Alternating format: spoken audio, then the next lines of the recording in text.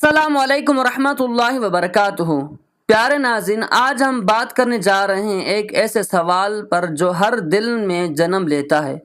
سوال یہ ہے کہ آخر مصیبتیں پریشانیاں کیوں آتی ہیں؟ کیا یہ اللہ کی ناراضی ہے یا پھر اس کے پیچھے کوئی اور راز چھپا ہے؟ دوستو، یاد رکھیں، دنیا کی زندگی کبھی سکون، کبھی دکھ، کبھی راحت اور کبھی مصیبت سے بھری ہوئی ہے۔ ہر انسان، چاہے وہ نیک ہو یا گناہ گار، کسی نہ کسی مشکل سے گزرتا ہے، لیکن سوال یہ ہے کہ اللہ کیوں اپنے بندوں کو تکلیف دیتا ہے؟ دوستو، اس مصیبت اور پریشانیوں کی وجوہات 4 ہیں۔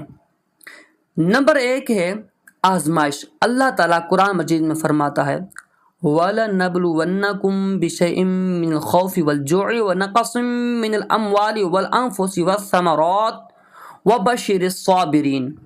ہم تمہیں ضرور آزمائیں گے، کبھی خوف سے، کبھی بھوک سے، کبھی مال و جان اور پھلوں کے نقصان سے، اور خوشخبری ہے ان صبر کرنے والوں کے لیے۔ یعنی مصیبت اللہ کی طرف سے ایک امتحان ہے، تاکہ پتہ چل سکے کون اللہ پر یقین رکھتا ہے اور کون زبان سے تو کہتا ہے مگر دل سے نہیں مانتا۔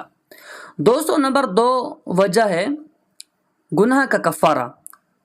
صحیح بخاری اور مسلم میں حدیث پاک ہے، رسول اللہ صلی اللہ علیہ وسلم نے فرمایا، مومن کو جو بھی تھکن، بیماری، غم، دکھ یا پریشانی پہنچتی ہے، یہاں تک کہ کانٹا بھی چبھ جائے، اللہ اس کے ذریعے اس کے گناہوں کو معاف کر دیتا ہے۔ یعنی مصیبتیں انسان کے گناہوں کو دھو دیتی ہیں، جیسے پانی میل کچیل کو صاف کر دیتا ہے۔ نمبر 3 وجہ ہے درجات کی بلندی۔ کبھی اللہ اپنے بندے کا درجہ جنت میں بلند کرنا چاہتا ہے۔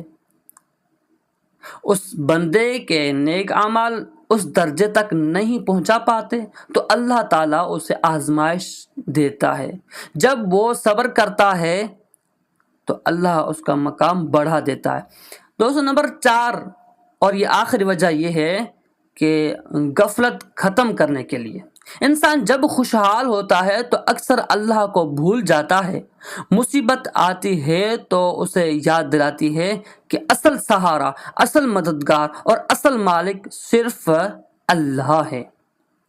پیارے بھائیوں اور بہنوں، مصیبتیں سزا نہیں ہوتی، بلکہ زیادہ تر یہ اللہ کی رحمت اور محبت کی نشانی ہوتی ہے۔ اللہ اپنے بندے کو تھوڑا سا ہلا دیتا ہے تاکہ وہ سنبھل جائے، گناہوں سے بچ جائے اور اس کی آخرت سنور جائے۔ اس لیے جب مصیبت آئے تو گھبرائیں نہیں، شکوہ نہ کریں، بلکہ صبر کریں اور کہیں انا للہ و انا الیہ راجعون۔